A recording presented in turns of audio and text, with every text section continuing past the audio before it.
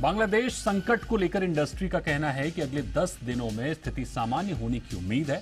Industry container की उपलब्धता बढ़ाने के लिए सरकार से बात कर रही है। जी बिजनेस ने federation of Indian export organisation के DG and CEO doctor Ajay Sahay और आईएसीसी के पूर्व प्रेसिडेंट डॉक्टर ललित भसीन से बातचीत की। उन्होंने क्या कुछ कहा, आपको सुनाते हैं।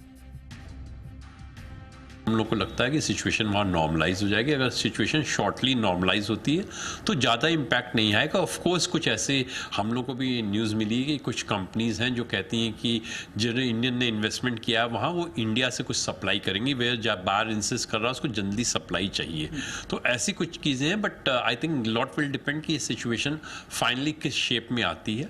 हम उम्मीद करते हैं नॉर्मलसी आएगी। बांग्लादेश में क्योंकि एक्सपोर्ट एक इम्पॉर्टेंट सेक्टर है, वो इकोनॉमिक इंटरेस्ट में उसको ज़रूर अपनी तरह से स्टेटस को लाना चाहेंगे। जो हम लोगों की ट्रेड से बात हुई है, वो वहाँ का ट्रेड भी आशान्वित है कि ये शायद हफ्ते 8 दिन में ये सिचुएशन नॉर्मलाइज हो जाएगी और बिजनेस एज यूजुअल शुरू हो जाएगा।